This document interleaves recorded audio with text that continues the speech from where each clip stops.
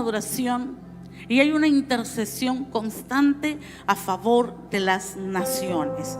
Por eso hoy yo quiero hablar acerca del espíritu del tabernáculo de David, adorándose el espíritu del tabernáculo de David. Y quiero que todos puedan leer sus Biblias, abrirlas, Amós 9 del 11 al 14. En aquellos días yo levantaré el tabernáculo caído de David, cerraré sus portillos y levantaré sus ruinas, y lo edificaré como en el tiempo pasado, para que aquellos sobre los cuales es invocado mi nombre y posean el resto de Edom y a todas las naciones, dice Jehová, que hace esto. Pero hay algo más que quiero añadir en esta mañana acerca a esta palabra, porque nosotros vamos a ver qué es lo que Dios nos quiere enseñar, o a dónde Dios nos quiere llevar, no solamente en forma personal, sino como iglesia. ¿Dónde Dios está diciendo quiero inducirlos? Así que en el versículo 13 dice: y he aquí vienen días, dice Jehová, en el que ara alcanzará la tierra, al segador, y el pisador de las uvas al que lleva la simiente, y los montes destilarán mosto, y todos los collados se derretirán, y traeré del cautiverio a mi pueblo Israel, y edificarán ellos las ciudades asoladas, y las habitarán, plantando viñas, y beberán al vino de ellas, y harán huertos, y comerán el fruto de ellos. 9 del 11 al 14 en el libro de Amós. Este es una profecía. Amós es un profeta, y él empieza a decir que vienen días donde Dios va a restaurar el tabernáculo caído de David. ¿Por qué? Porque el tabernáculo en ese momento no estaba como David había recibido la revelación de Dios, sino que estaba, como dice la escritura, un tabernáculo caído conforme a la revelación que Dios había entregado. Ahora bien, hay algo hermoso en esta palabra, y usted va a entender como nunca por qué Dios está hablando como nunca de adoración e intercesión. Como nunca nosotros estamos viendo a lo largo de la tierra levantándose altares de adoración, vigilias de adoración e intercesión, 24 horas de adoración e intercesión continua. Y algunos críticos dicen: es que predican más de David que de Jesús. No, estamos hablando de un modelo que Dios entregó a David. Ahora bien, ¿por qué como nunca estamos escuchando que estos son los días, que este es el tiempo donde está habiendo un movimiento de restauración del tabernáculo de David? Escúchemelo bien, porque la restauración del tabernáculo de David es un elemento esencial para la plenitud del avivamiento.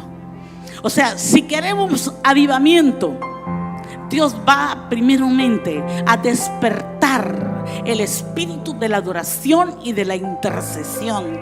Y antes de que venga ese avivamiento mundial, donde dice la escritura en el libro de Apocalipsis que vendrán de todos los pueblos, de toda lengua, de toda nación, ¿qué es lo que va a haber?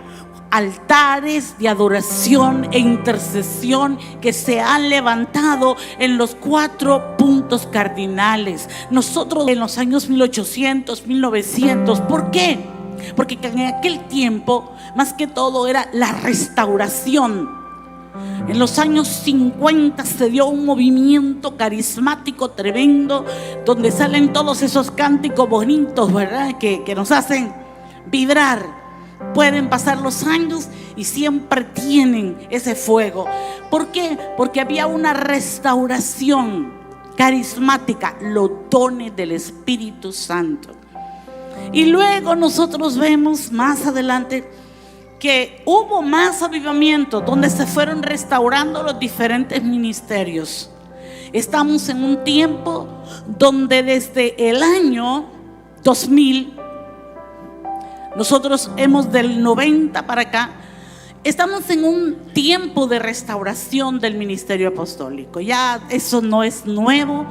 Nosotros no nos afecta en poder ver un letrero que diga Iglesia Apostólica, porque entendemos que estamos en la restauración. Y si ya están restaurados los 5 ministerios, entonces ¿cómo tendremos nuevos avivamientos? Hoy va a ver usted algo tremendo en la Biblia. ¿Qué hicieron los hombres de Dios que vieron un gran avivamiento en Israel? ¿Qué tuvieron que hacer? Así es que tenemos que entender de que será exitoso este movimiento de adoración e intercesión. Anteayer estuve hablando bastante, pero quisiera repetir. Apocalipsis 7 del 9 al 10 dice: después de esto miré y aquí una gran multitud, la cual nadie podía cantar, de todas naciones, tribus, pueblos, lenguas, que estaban delante del trono y en la presencia del Cordero, vestidos de ropas blancas y con palmas en las manos, y clamaban a gran voz diciendo: la salvación pertenece a nuestro Dios, que está sentado en el trono y al Cordero. Eso es lo que nos está Dios enseñando, que para eso vamos, para esa manifestación mundial, donde no va a haber un rincón de la tierra donde no se haya predicado el evangelio, y donde de diferentes naciones, lenguas, pueblos vamos a ver adorando al Señor, alabando al Señor, exaltando a Dios, y aunque sea en otras lenguas, pero como esto proviene del Espíritu, no viene, la adoración no es almática. La base de la adoración no está en el alma, en mis emociones, que hoy sí quiero, pero hoy no siento danzar. No, es que es del Espíritu. Por eso en Juan 4 nosotros vemos que Jesús habla con la mujer samaritana, y a ella Jesús le da una tremenda revelación, y en pocas palabras él le está diciendo, cuando la mujer le decía: mira, ustedes los judíos dicen que hay que ir a Jerusalén a adorar, porque así era, esa era la ordenanza de Dios, pero nosotros, que eran los samaritanos, se nos enseñó que adoráramos en Gerizim. Entonces Jesús le dice, en pocas palabras: mujer, tranquila, que ya aquí ya no es del lugar, ya no es si es en Jerusalén, si es en Gerizim. La adoración, la cual está buscando el Padre, la adoración que anhela el Padre, es la adoración en espíritu y en verdad. Ya no necesitas un lugar de 4 paredes para poder adorarlo. Tú en tu trabajo puedes estar adorando al Señor. Tu camino a tu trabajo o a casa o al lugar de tus estudios, tú puedes estar adorando al Señor. ¿Por qué? Porque el centro de la adoración tiene que ver con una rendición a Dios, tiene que ver con humillación. De hecho, una de las palabras de adoración en griego quiere decir como quien se arrodilla delante de su amo, y tiene que ver con el temor reverente, como de un padre a un padre. Pero la adoración, nosotros vemos diferentes palabras en hebreo. No tenemos tiempo, la próxima se las va a dar el pastor Didier.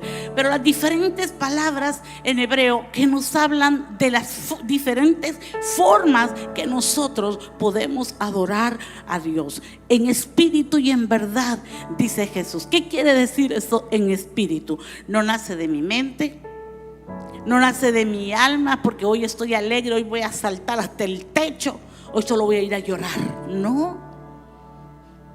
El asiento es en el Espíritu, donde el Espíritu de Dios habita. Entonces la adoración a la cual el Padre nos está llamando no tiene principio ni tiene fin. Usted se duerme adorando, y se levanta adorando. Y usted vive todo el día adorando.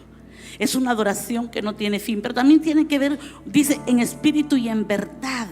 La verdad tiene que ver con el cumplimiento de la palabra.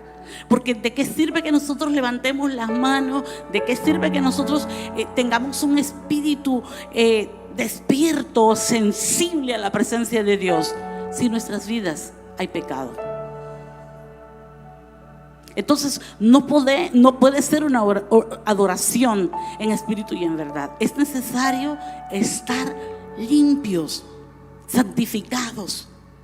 Y eso lo va haciendo el Señor en la medida en que nosotros estamos delante de Dios. Ayer el apóstol predicó acerca de la adoración transforma.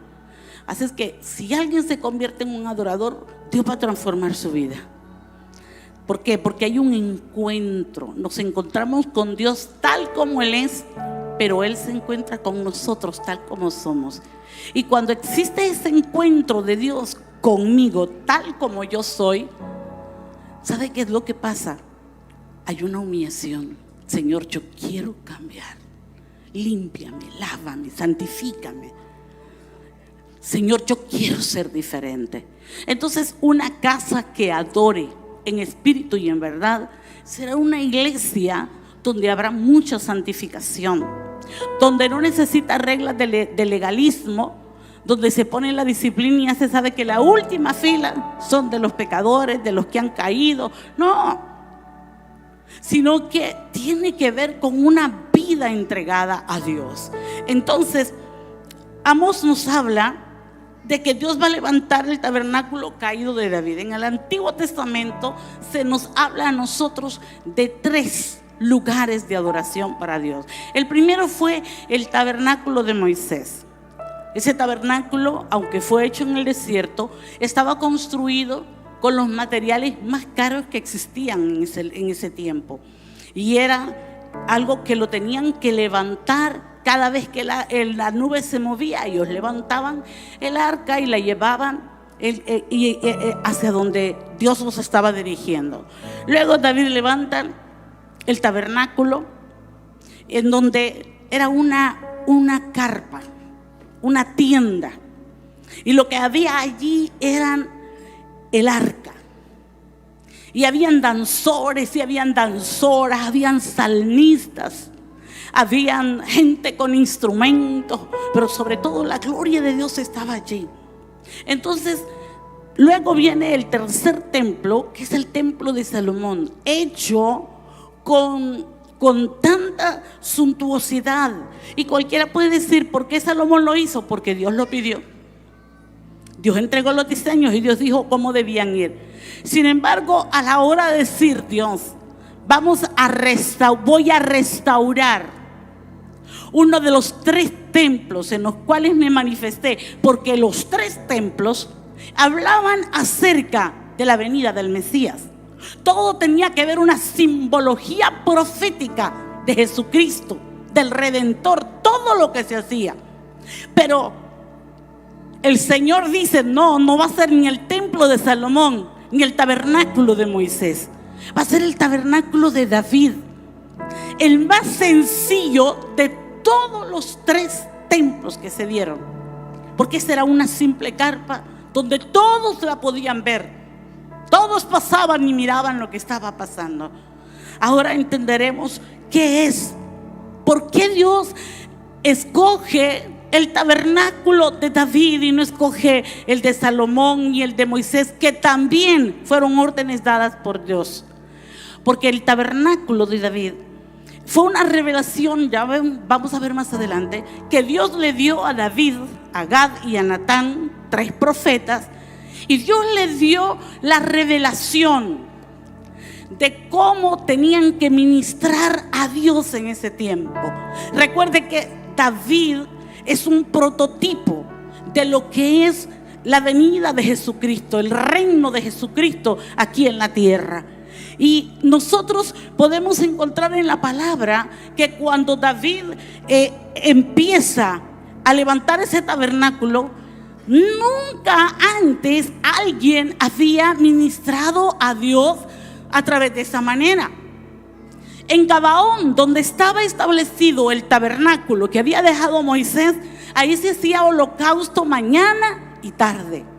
Había fuego encendido todos los días. O sea que no es que él dejó de hacer la administración que Dios había ordenado, se hizo. Pero él vivía en Silo, en Jerusalén, Sión, él vivía en Sión y el templo estaba en Silo, en Gabaón. Seguían los rituales religiosos, pero donde estaba la presencia de Dios, donde estaba la gloria de Dios, era en Sión, era en Jerusalén. Ahí estaba la gloria, ahí estaba la presencia de Dios permanente, 24/7. Y qué tremendo, porque dice la escritura que fue una revelación profética. ¿Por qué Dios dio esa revelación? Todo lo que es el Antiguo Testamento es una simbología profética de lo que había de venir. ¿Por qué? Porque Dios le mostró a estos 3 profetas la adoración del cielo. Nosotros estudiamos durante todo este fin de semana Apocalipsis 4, Apocalipsis 5, y pudimos ver los diferentes cánticos que se levantan. Pero es una adoración totalmente diferente a lo que nosotros hemos estado acostumbrados a hacer dentro de la iglesia. Entonces, esa adoración, esa forma de ministrar a Dios, tiene que ver con arpas y copas. Los ángeles que adoran día y noche, los 4 seres vivientes que son los que inician el culto a Dios, dice que no cesan de día y noche de decir: santo, santo, santo. Al que era, al que es y al que ha de venir. Es una adoración permanente. Y luego que lo escuchan los 24 ancianos que están sentados en tronos y tienen sus coronas. Dice que cuando terminan los 24 ancianos, ellos se quitan sus asisten. Y en el capítulo 5 ya comenzamos a ver toda una sinfonía, porque ahí se nos habla que en el momento en que he descubierto en el cielo al Cordero inmolado, que tiene el poder para abrir el libro que está sellado, y que se buscó en la tierra alguien que lo abriera y no lo abriera, y no había ni quien lo mirase. Entonces pudieron ver que ahí estaba el que había vencido, estaba como cordero, y lo habían visto como cordero los ángeles. Pero cuando llegó el momento de preguntar quién va a abrir los sellos, quién puede romper los sellos, quién va a abrir el libro, quién va a leerlo, dice la palabra que el apóstol Juan lloraba. Y entonces le dice el anciano, uno de los ancianos: no llores, he aquí el león de la tribu de Judá, que ha vencido al que está sentado en el trono, al que está sentado en el trono. Aleluya. Y entonces en el cielo se inicia un nuevo cántico, el canto de la redención, el canto de la exaltación al Cordero inmolado y al poder de su sangre que nos ha limpiado.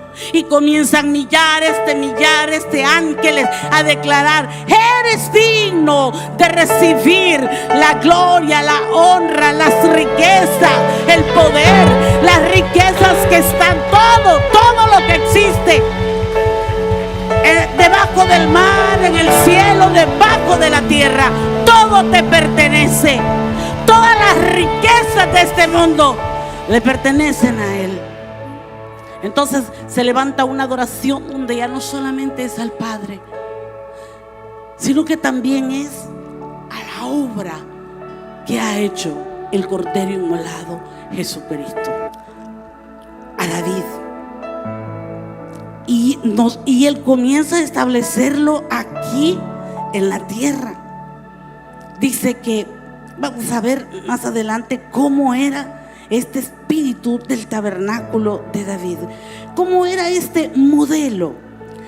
Dice que Primera de Crónicas 15:16. Y puso delante del arca de Jehová ministros de los levitas para que recordasen, para que confesasen, para que lo hacen a Jehová Dios de Israel. Asaf el primero, el segundo después de él Zacarías, Jehiel, Semiramot, Jehiel, Matatías, tabernáculo de gloria también. Pero ¿cuál era la diferencia? Con toda la gloria que había, solo podían entrar al lugar santo el sumo sacerdote. El sacerdote entraba y presentaba los sacrificios a Dios en nombre del ofrendante. Había un velo entre el lugar santo y el lugar santísimo. Dice la escritura que era un velo grueso. No podía pasar nadie.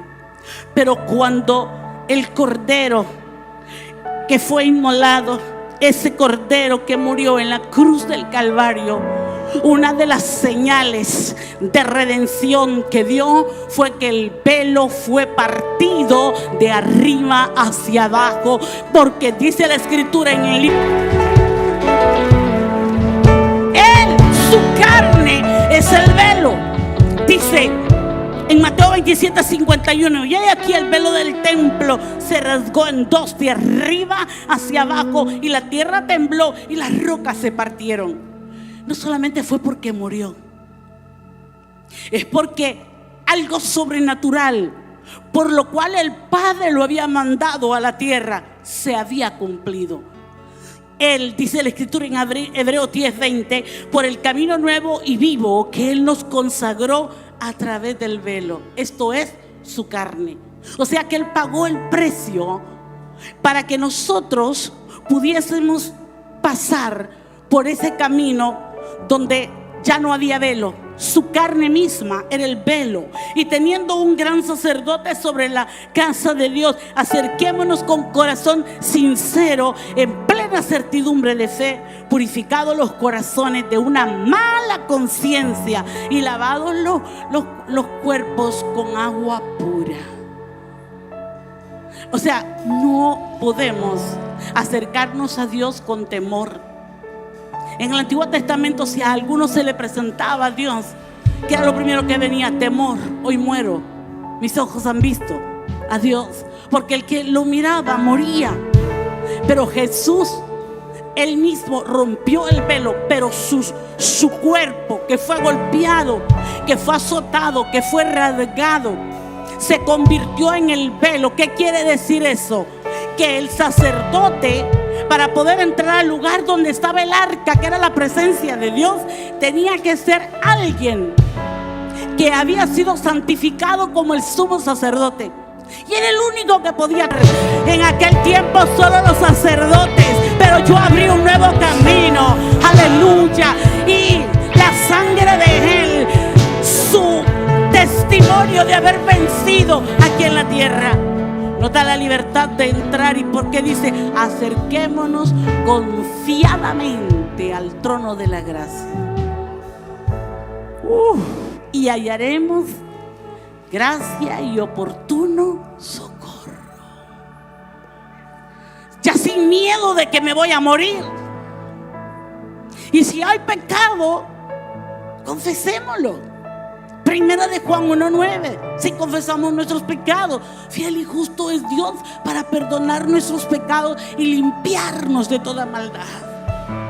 Que nadie te impida caminar por el camino nuevo que Jesucristo nos. Pero ¿sabes qué? Ninguno de nosotros somos sacerdotes que venimos de la descendencia de Leví. Pero cuando entramos, ¿qué es lo que el Padre ve? El Padre ve la sangre de su Hijo. Dijo, yo seré el velo, mi carne va a ser azotada para convertirme en el velo. Entonces el Padre, a quien ve, no te ve a ti como ser la persona que está entrando y tocando. No, Él ve la sangre de Cristo en tu vida, que da testimonio que tú eres un redimido, que da testimonio que tú eres un hijo de Dios, que tú tienes acceso al trono de la gracia.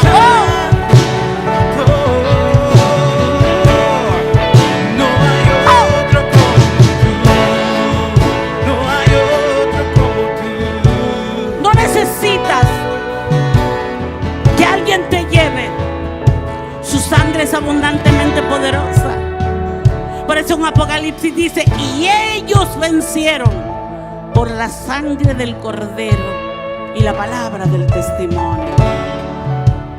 Vienen días, y escúchenlo bien, se van a acordar de esta señora.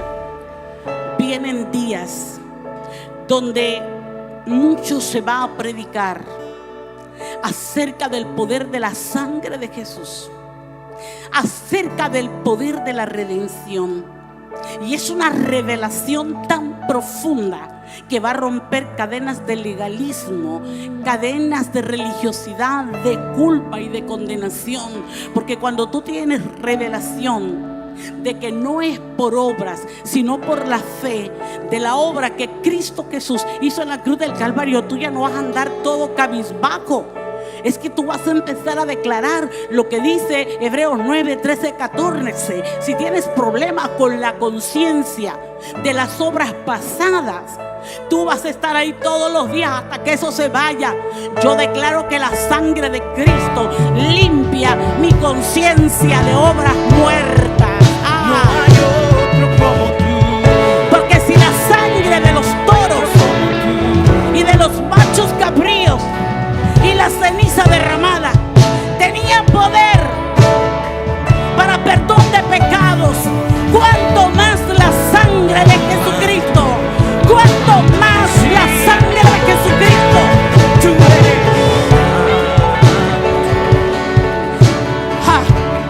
Porque si bien es cierto, ellos recibían perdón, pero no recibían limpieza. Ellos tenían que volver el otro año y el siguiente año. Pero a través del Cordero tú recibes perdón y Él limpia la conciencia de todas las obras muertas de las cuales practicamos. Y entre más clames por esa sangre que te limpie, más vas a ser santificado. No hay otro como tú. No hay otro como tú. No hay otro como Jesús. Se va a despertar un reconocimiento a la obra redentora como nunca. Como es en el cielo, será aquí en la tierra. Entonces David, como profeta, estableció este diseño único para Israel. Y él puso el arca a la vista de todos. Y en lugar de velo, escúchalo bien, en lugar de velo, como estaba en el tabernáculo de Moisés, que todavía estaba en Gabaón, David lo que levantó fueron 4,000 cantores, músicos de templo, completo, 288 cantores y 4,000 porteros. Se considera que era un equipo de 10,000 personas que trabajaban permanentemente allí en el tabernáculo. 10,000 personas que él mantenía, que él estaba a sueldo. ¿Te imaginas 10,000 familias? Oh.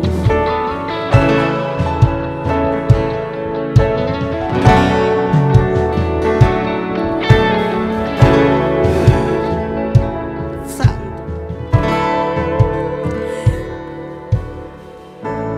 Hay algo hermoso cuando nosotros empezamos a entender el poder de la adoración. Hemos levantado muchos altares en Honduras. Y no son altares que cuestan $2,000, $5,000, $150,000 en un país donde necesitamos mucho dinero. Pero ¿de dónde salen esos $150,000? De los miembros de la iglesia.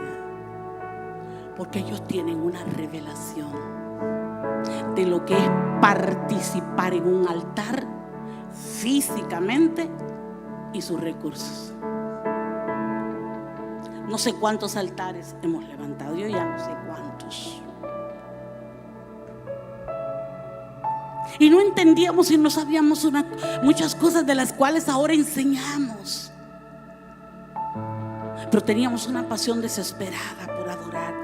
Los años han pasado y ha venido revelación y ha venido enseñanza. de todo lo que habíamos hecho, de todo lo que seguimos haciendo. David tuvo esa revelación. No es porque fue más inteligente, más sabio, no, Dios se lo reveló a él. Dice Primera de Crónicas 25, 6, 7 y 12. Dice: y todos estaban bajo la dirección de su padre en la música en la casa de Jehová, con címbalos, salterios y arpa, y para el ministerio del templo de Dios, Asaf, Emán y Jedutún estaban por disposición del rey, y el número de ellos con sus hermanos, instruidos en el canto para Jehová, todos los aptos, fueron 288. La quinta para Netanías con sus hijos y sus hermanos, 12. Yo le pedí al Señor un poquito más de revelación de la quinta, porque casi siempre que nos muestra algo glorioso habla de la quinta. Tenía que ver con sonidos de cuerdas. Esta mañana tú no te distraigas, porque yo he venido esta mañana para declarar el espíritu del tabernáculo de David en esta casa. Entonces David contrata a toda esta gente, pero no era para que ellos cantaran lo que se les acontecía, lo que querían. No. Dice la escritura, ya lo leímos en el verso 4 de Primera de Crónicas 16: y puso delante del arca de Jehová ministros de los levitas. ¿Para qué? Para que recordasen y lo hacen a Jehová Dios de Israel. Ellos no podían hacer algo diferente. Ahora bien, ¿qué quiere decir que ellos iban a recordar? Me gusta esto, promesas de recordar. Podría leer varios pasajes, pero es recordar, acudir a la memoria de Dios, como tú lo hablaste. Porque yo perdonaré su iniquidad y no me acordaré más de su pecado. Lucha Dios 3 días fiel, y luego el cuarto cae, 34. Y dígale: Señor, esta es la señal del nuevo pacto. ¿Y cuál es el nuevo pacto?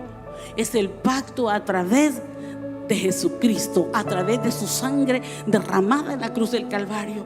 Y usted dígale: Señor, yo te recuerdo la promesa del nuevo pacto. Tú dijiste que me ibas a perdonar mi iniquidad.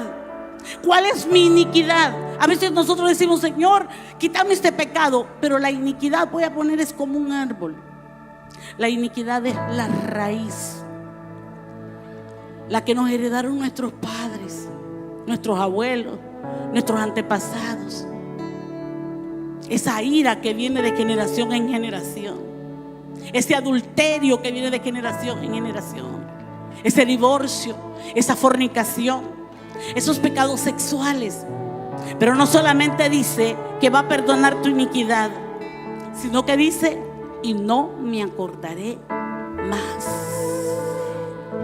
El único que te hace recordar con el dedo amenazador para recordarte las debilidades, las iniquidades y los pecados de pasado, tú te vas a parar en sangre de Jesucristo, que me ha perdonado mis iniquidades, me ha limpiado de mi maldad. Y sabes que Satanás, él ya no se acuerda, porque ese viejo hombre, esa mujer ya quedó atrás, fue crucificada juntamente con Cristo Jesús. Ahora yo soy nueva criatura en Cristo Jesús, y Él ha hecho todas las cosas nuevas para mí. Fuerte.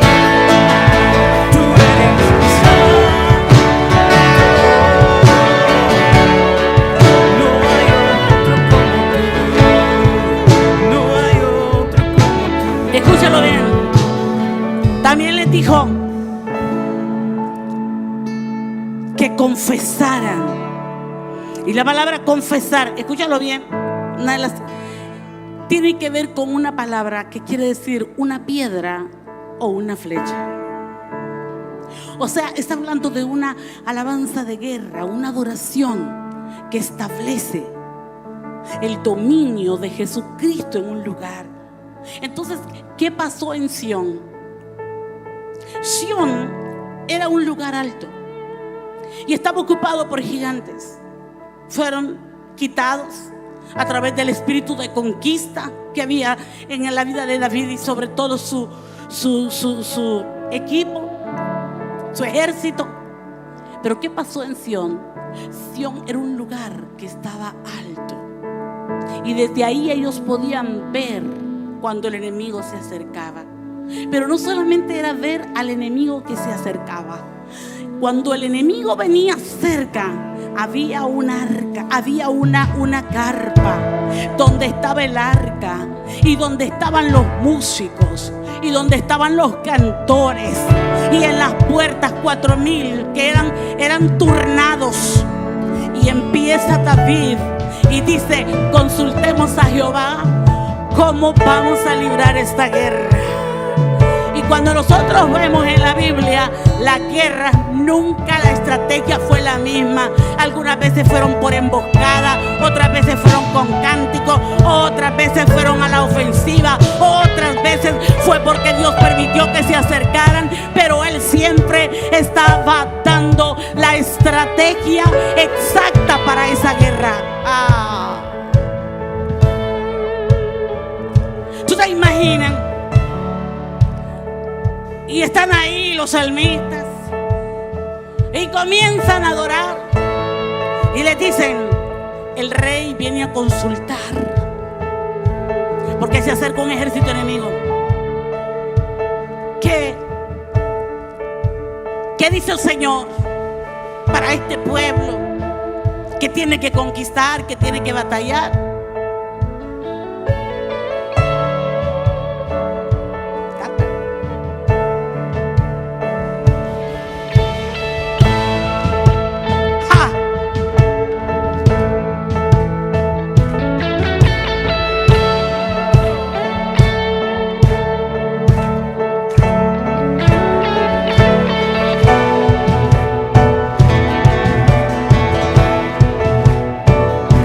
Confesar es dar gracias. Escúchalo bien. Es declarar. Me gusta esto. Derribar, exaltar, glorificar. Pones manos.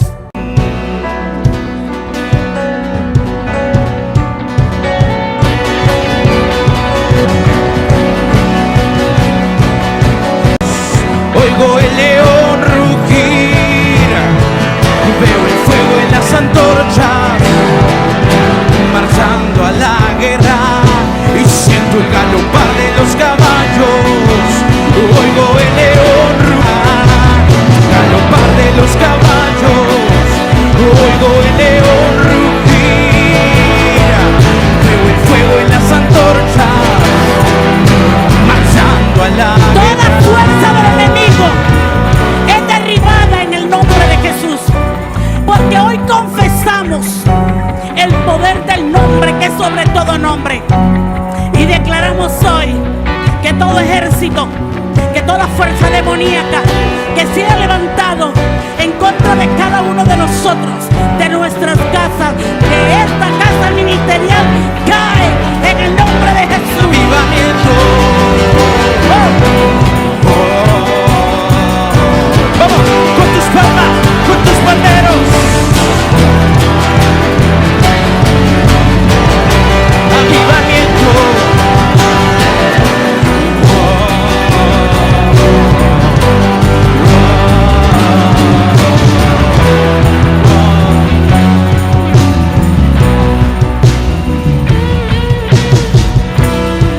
Entonces, quédese ahí de pie.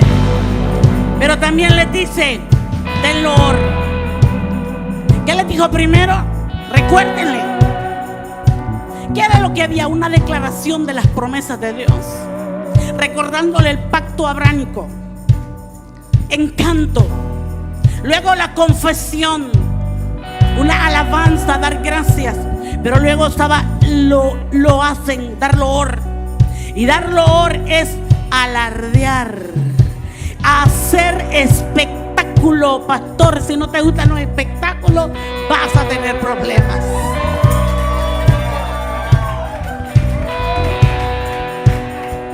Escucha, alabanza, alabar, alborotar. Aleluya. Dar, encender, estruendo, glorificar, jactarse, Mi mayor. júbilo, estar loco.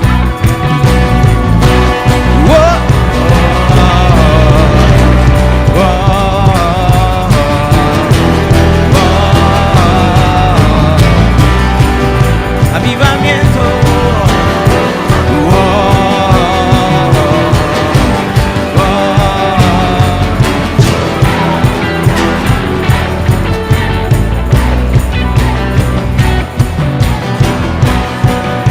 Sí.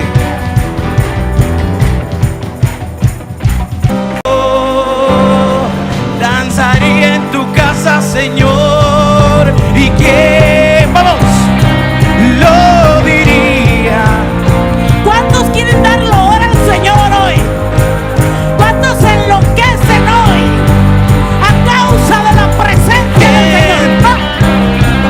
Lo diría que yo danzaría en tu casa, Señor, y que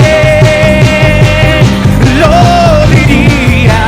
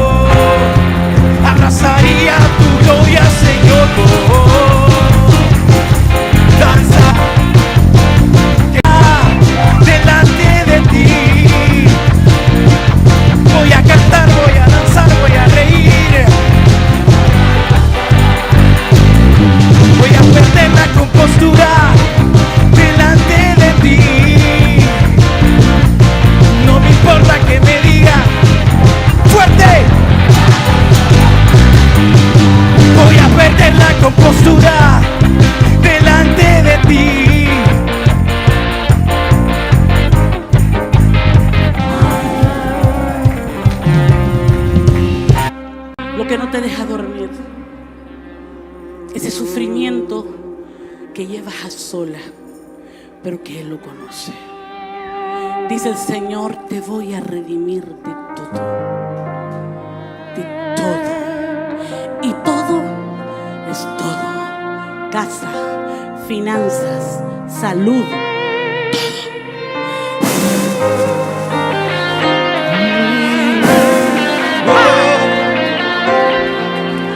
todo.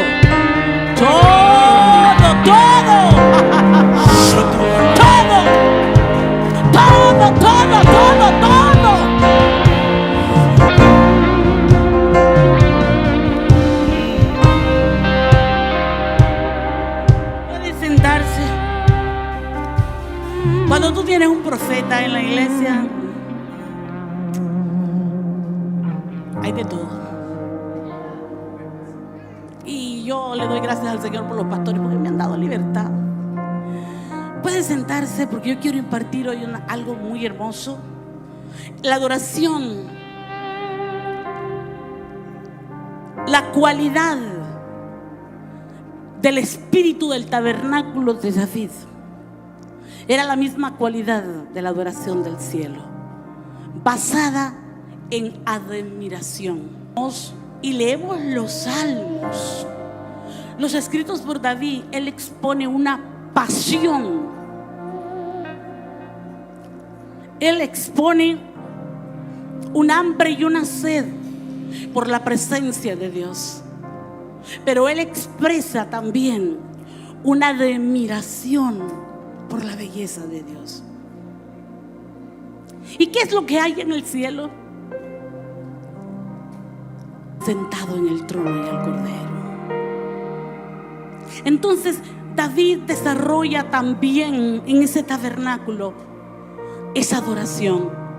Y él dice, hay una versión en donde dice, esa buscaré y estoy buscando, que esté yo en la casa de Jehová todos los días de mi vida. Y dos cosas. Él no dice, voy a estar para que me resuelva todos mis problemas. Él dice, para contemplar su belleza, para llenarme de su hermosura, para inquirir. ¿Sabes qué? El contemplar quiere decir mirar fijamente. Tiene que ver con percibir, tiene que ver con examinar, pero también tiene que ver con profetizar. Por eso vemos expresiones que hablan de la bondad de Dios. Mira cuán bueno es Dios. Mirad cuán grande es la bondad de Jehová. Venid y probad. En las largas horas de contemplarlo, donde su oración, si bien es cierto, tienen que haber peticiones personales, pero la adoración está centrada en Él. Que puedas pasar horas y horas y horas, te aseguro que Dios se te va a revelar. Te aseguro que algo va a pasar en tu vida. Para Él era un deleite gozarse de la hermosura de Dios. Y la hermosura es deleitarse, ver su esplendor. Él amaba inquirir en su templo. Y inquirir, ¿qué es? Examinar, conocer. ¿Qué hay en tu mente, Señor? ¿Qué estás pensando?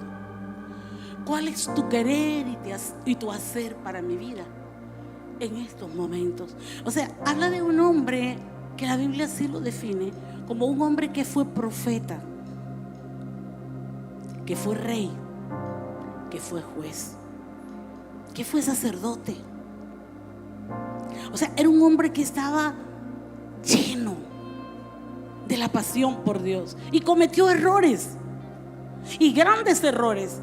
Pero ¿cómo puede ser que este hombre que adulteró, que mató, que mintió en un momento, Dios dice que él tiene el corazón conforme al corazón de Dios. ¿Cómo puede ser eso? Y él emitió un decreto, porque David era justo, contra ese hombre. Y Natán, ¿qué le dijo? Ese eres tú. ¿Y qué hizo él? Le dijo el profeta: bueno, vienen 3 juicios, escoge. ¿Cómo estaba este hombre impregnado? Porque entre las cosas era caer en las manos de sus enemigos, que viniera una peste, que muriesen, y él a filo de espada. Y este hombre no se resintió con Dios, reconoció su pecado y dijo: mejor caigo en las manos de Dios que en las manos de los hombres. ¿Por qué? Porque él conocía en sus largas horas de inquirir que uno de los caracteres que tiene Dios es que Él es Dios de amor, Dios de misericordia, Dios de compasión. David sabía que aunque el juicio fuera fuerte, él hallaría misericordia y haría compasión en Dios. Y él escoge que haga Dios. Y me impresiona, porque empieza el ángel de Jehová con un espíritu de muerte, pero de repente Dios ordena que se detenga. La sinceridad de David de decirle: yo pequé. Este pueblo no tiene por qué sufrir las consecuencias. Soy yo el pecador. Eso es lo que le gusta al Señor. La transparencia. Mire, cuando usted sea confrontado con un pecado, acuérdese de David. David inmediatamente se iba de rodillas y le decía: sí, Señor, yo pequé, perdóname. Perdóname. Y lo vemos a este hombre después de ser llamado el hombre conforme al corazón de Dios. Santo, santo, santo. Entonces, esta adoración contemplativa tiene aspectos muy importantes, y es ministrar a Dios como sacerdotes en la hermosura de Él. ¿Y en qué está basada su hermosura? En su santidad. El canto que predomina en el cielo es: santo, santo, santo. Entonces, vemos nosotros que en Apocalipsis 4:8 vemos los que inician el canto, los 4 seres vivientes, exaltan la hermosura de Dios. Y es un canto que lo he dicho desde anteayer. Es una exaltación con admiración. Porque si no fuese aburrido, si ellos tenían ojos en las alas, por dentro y por fuera, dice la escritura. Pero ¿sabe qué es lo más tremendo de todo esto? Es que cuando ellos quizás miraban uno de los caracteres del rostro de Dios, ¿cómo quedaban? Admirados.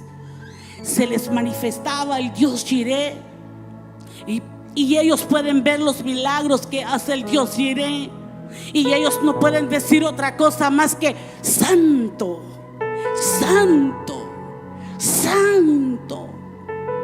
Luego se les manifiesta el rostro del Dios Shalom, pero es el mismo Dios. Y ellos ven que una vez que ¿cuántos corazones aquí necesitan paz? ¿O ven el carácter de Jehová Sebaot? Jehová Sebaot. ¿Qué pueden hacer ellos ante esa hermosura? Santo, santo, santo, aleluya. Entonces, esa es la adoración que Dios nos está llamando para este tiempo en la iglesia. Una adoración que ya no está tan centrada en nuestras necesidades. Va a haber tiempo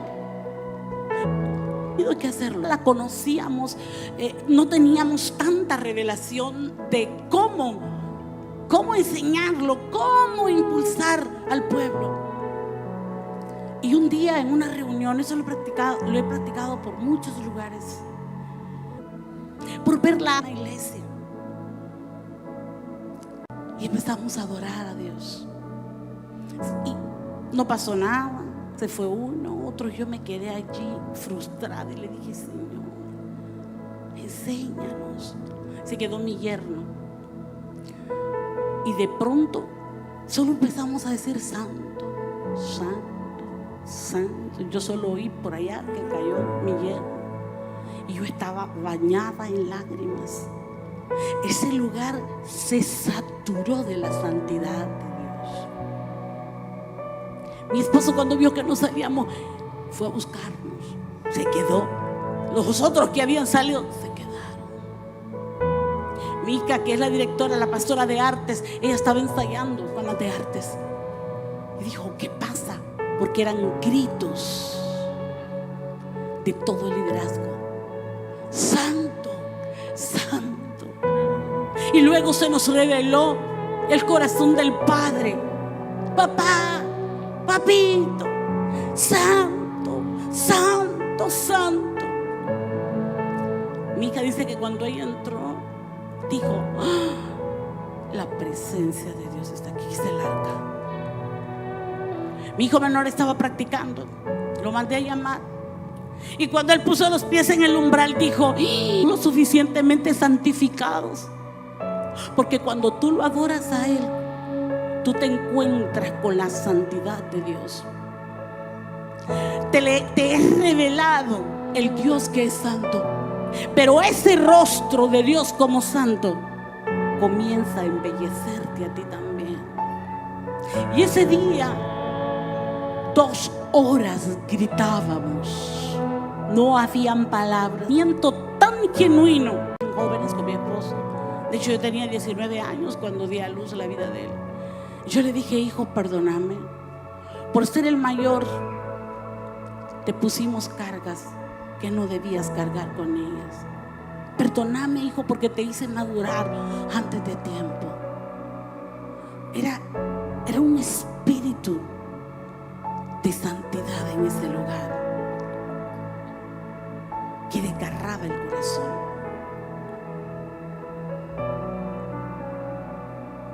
No es necesario esos mensajes, como decimos en Honduras, macheteros que cortan cabeza. ¿Sabes qué es lo más lindo? Cuando el Espíritu Santo hace la obra en nosotros, cuando Él nos santifica adentro y luego eso se manifiesta afuera.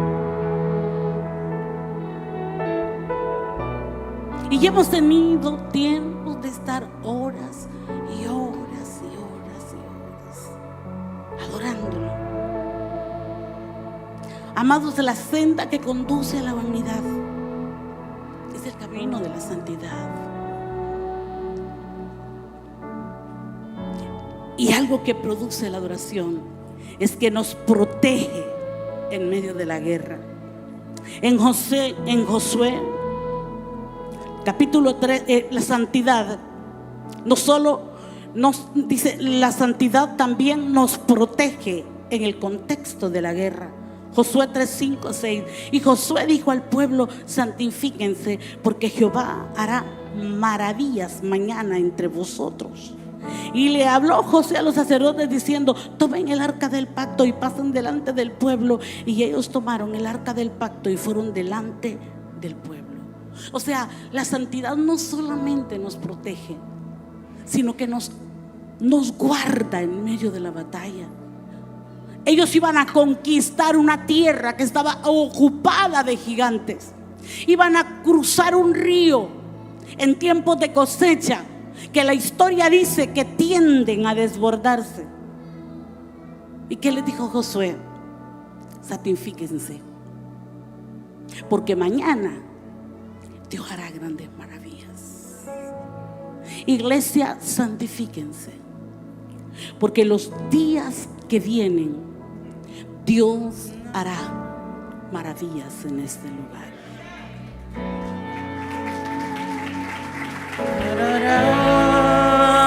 narara, narara, narara, narara, narara, narara, narara, narara, narara, narara, narara, narara, y santo, santo, tú eres santo, santo. Pero también la adoración contemplativa abre el camino para el fluir profético. Donde hay una plataforma de adoración, todo lo que se hace es profético. Porque la voz tronante de Dios se manifiesta, porque está capturado de él. David era un adorador. Y dice en la escritura en 1 de Crónicas 28, 11 y 12: luego David entregó a Salomón el diseño de la entrada del templo, de sus edificios, almacenes, habitaciones, cuartos interiores, el lugar donde está el arca con su tapa.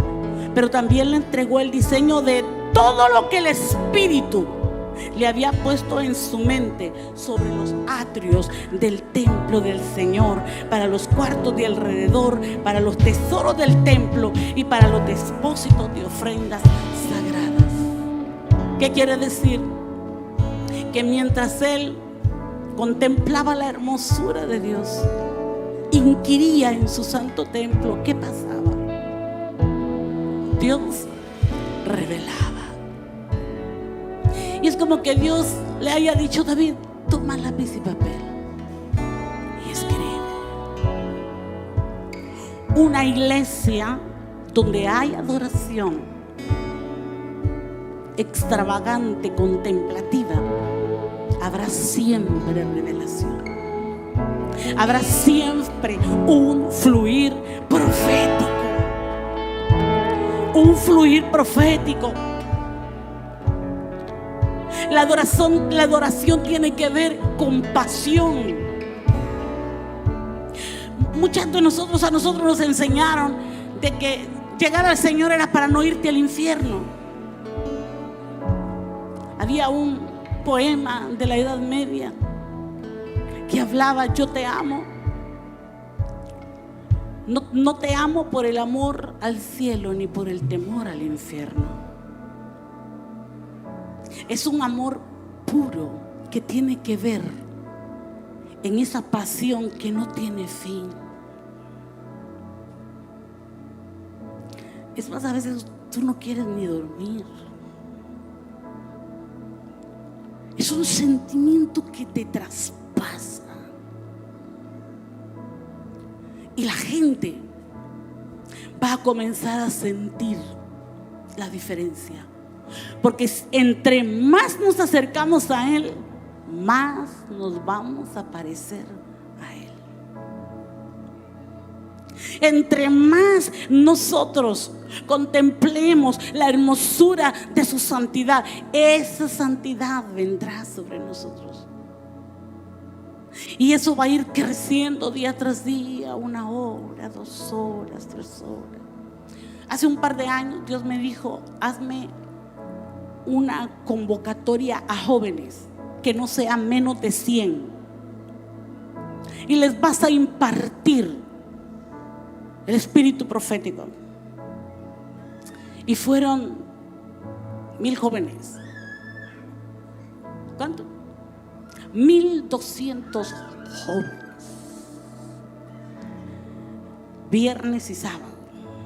Terminamos a las 11 de la noche y habían jóvenes tirados en el piso que no se querían ir. Estaban cautivados por la presencia de Dios. Mire, apagaron las luces y yo creo que ellos querían amanecer ahí hasta el día siguiente.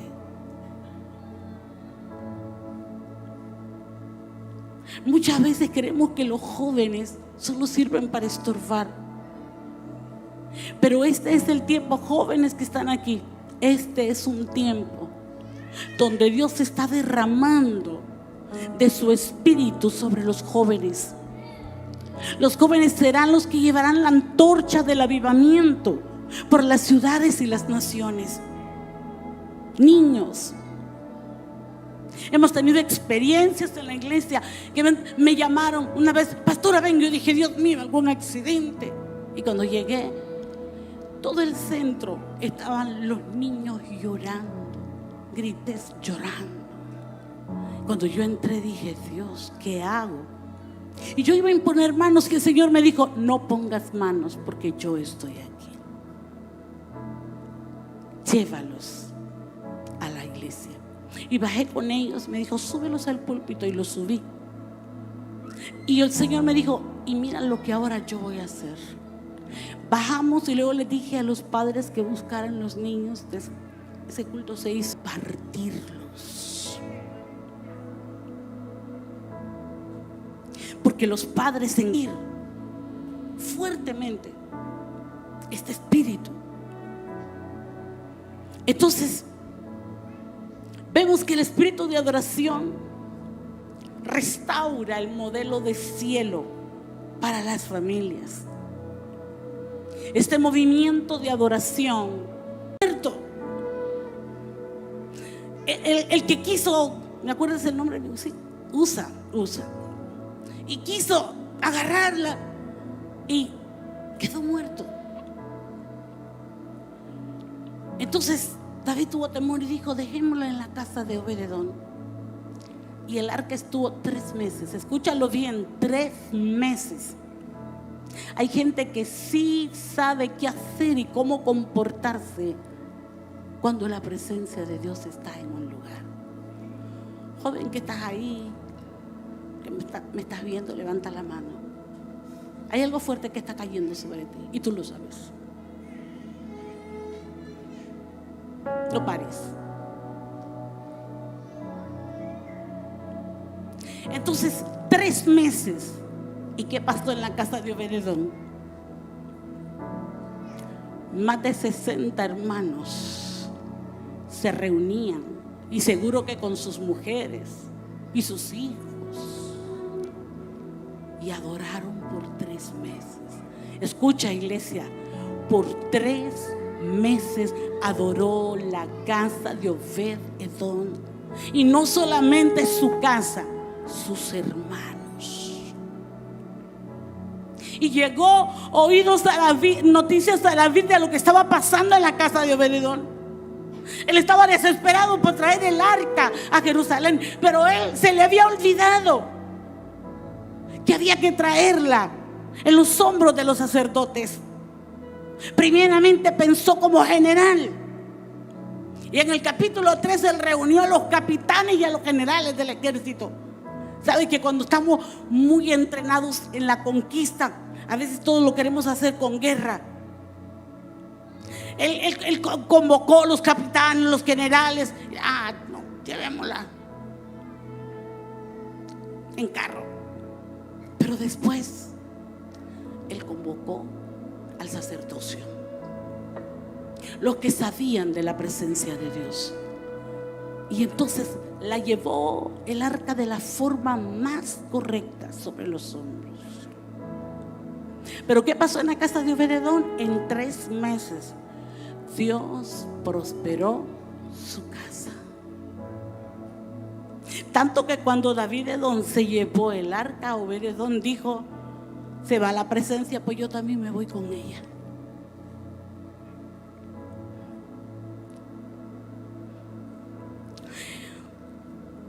La adoración en los hogares va a restaurar las familias.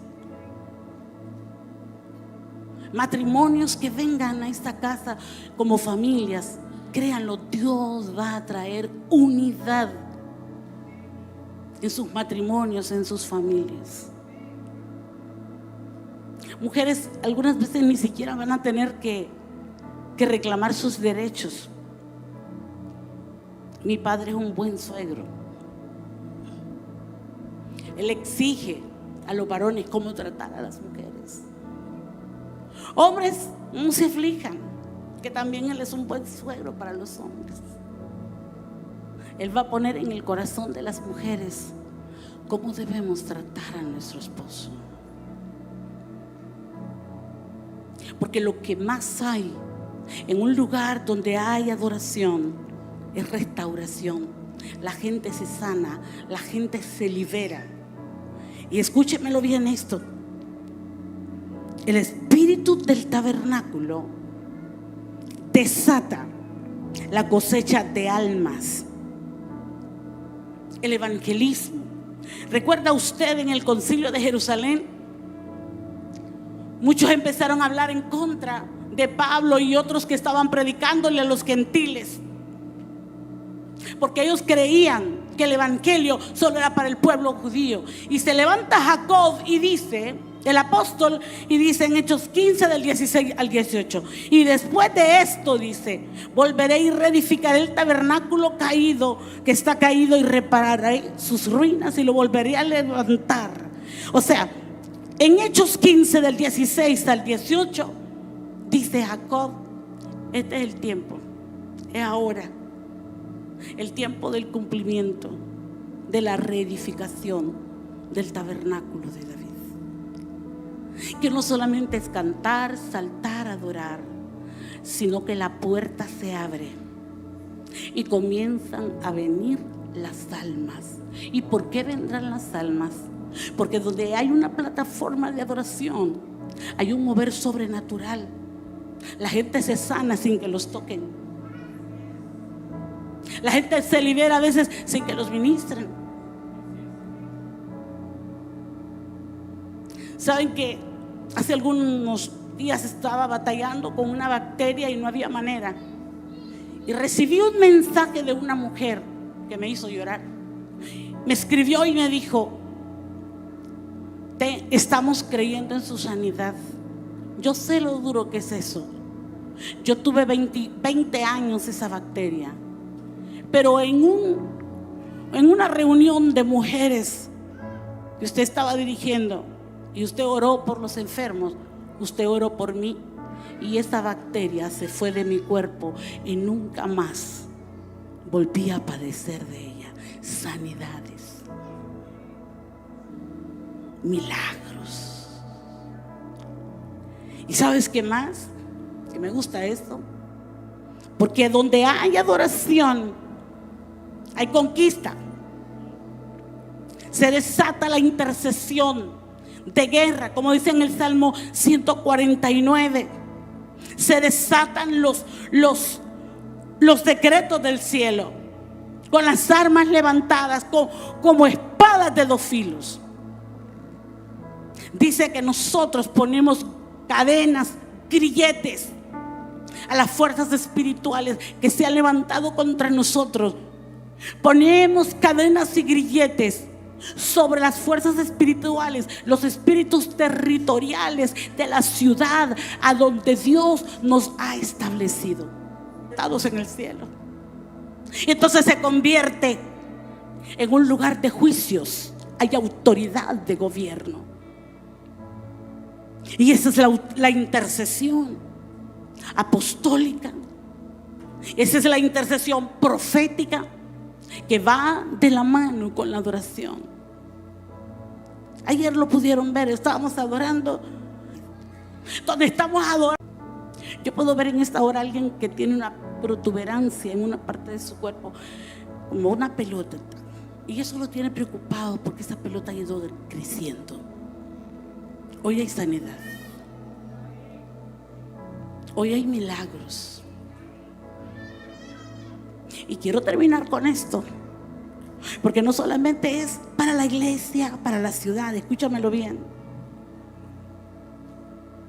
La Biblia nos muestra, escucha bien, pastores, la Biblia nos muestra 6 grandes avivamientos que hubo en el Antiguo Testamento, en ministerial que David estableció en el tabernáculo.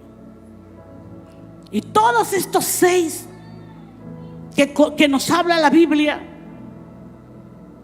ellos hicieron eso. Ezequías dice que Jehová lo había ordenado. Y en ese tiempo, ¿qué hubo? avivamiento. Esdras y Nehemías, la adoración es adorar. Va a producir, escúchalo, iglesia, cosecha. Tú vas a poner tu ofrenda y más tardaste en ponerla que Dios en darte tu cosecha.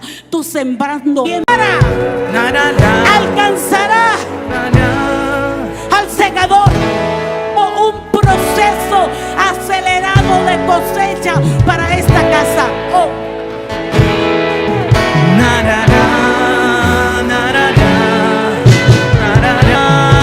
Que tú hagas en el reino de Dios. Dice que el que ara va a alcanzar al segador. Y me gusta otro que dice: y el pisador de las uvas al que lleve la simiente. Se va a encontrar la cosecha en la siembra. Porque el espíritu del tabernáculo de David, ¿sabe qué produce? Pasión por la obra. Cuando David le entregó los diseños a Salomón, David mismo se paró y él hizo la petición al pueblo de los materiales. Y David fue el que más dio en cervezas, licores. ¿Qué has cosechado? Semilla que se siembra trae una cosecha acelerada. Toda semilla que se siembra trae cosecha acelerada. Toda semilla trae.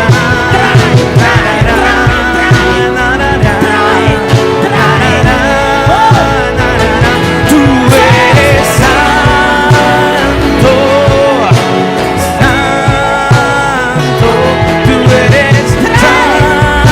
Una cosecha acelerada. Los entendidos saben cuándo correr para sembrar una semilla, donde Dios está diciendo: esta siembra será la primicia de una cosecha acelerada en esta casa. De una cosecha acelerada. Corre, corre.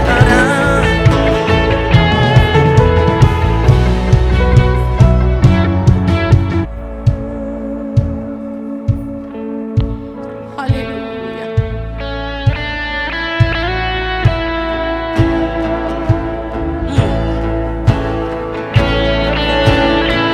Aquí en la tierra. El Señor Dios poderoso, digno eres tú, digno eres tú. ¿Cuántos Santo. dicen: yo quiero ese espíritu de adoración en mi vida y ese espíritu de intercesión? Pasa al frente, pasa al frente.